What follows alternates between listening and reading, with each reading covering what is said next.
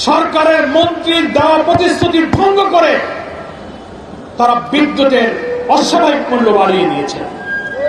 তার সাথে সংশ্লিষ্ট আমার নেতৃবৃন্দ বললেন, বিদ্যুতের মূল্য বাড়লে গার্মেন্টস, কৃষি, সেচ, শিল্প, বেচাকেনা, মানুষের ব্যক্তিগত জীবন, শিক্ষা জীবন, পরিবহনে প্রত্যেকটি জায়গায় বিদ্যুৎ না হলে জনজীবন থাকে না। প্রত্যেকটি জায়গায় এই মূল্য বৃদ্ধির নেতিবাচক প্রভাব পড়বে।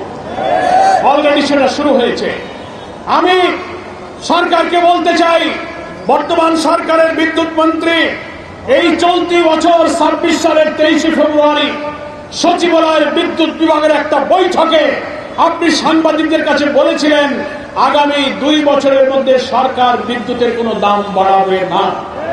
আপনি ওটা করেছিলেন, মাত্র 107 দিন 3 মাস চেয়ে পারলো না, আপনি বিদ্যুতের দাম বাড়িয়ে দিলেন। আপনি এর আগে জ্বালানির দাম বাড়িয়েছেন প্রায় 12%। আপনি একটা সিলিন্ডার গ্যাসের দাম 6 থেকে 700 টাকা বাড়িয়েছেন। দিন যেতে না যেতেই আবার বিদ্যুতের দাম আপনি প্রায় 20% বৃদ্ধি করেছেন গ্রাহক পর্যায়ে। 6টি স্লটে যে পরিমাণ দাম বাড়িয়েছেন, প্রান্তিক মানুষ, গরিব মানুষ 0 থেকে অন্তত 50 ইউনিট ব্যবহার করে, তার ঘরে প্রায় 3 কোটি বিদ্যুৎ গ্রাহকের উপরে আপনি বিদ্যুতের মূল্য বৃদ্ধি করে জনগণের উপরে জুলুম চাপিয়ে দিয়েছেন। তার প্রতিবাদে আমরা আজকে বিক্ষোভ করছি।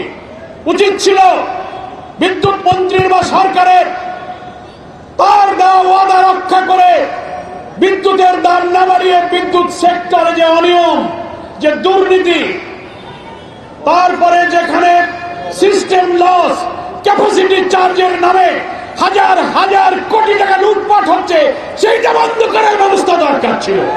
সেইটা না করে আপনি দাম বাড়িয়ে দিলেন। কারণ আমরা জানি ক্যাপাসিটি চার্জের নামে সিস্টেম লস, বিদ্যুৎ সেক্টরে ওই সমস্ত অনিয়মের সাথে সরকারের সিন্ডিকেটরাও দুর্নীতির টাকা খাওয়ার কাজে জড়িত আছে। ওইটা কমাতে গেলে তো সরকারের পকেটে টাকা যাবে না, বরং প্রান্তিক গরিব মানুষের বিদ্যুৎ বাড়িয়ে সেই টাকা তারা আবার পকেটস্থ করতে চায়। জামাত ইসলামী তার তীব্র নিন্দা জানাচ্ছে।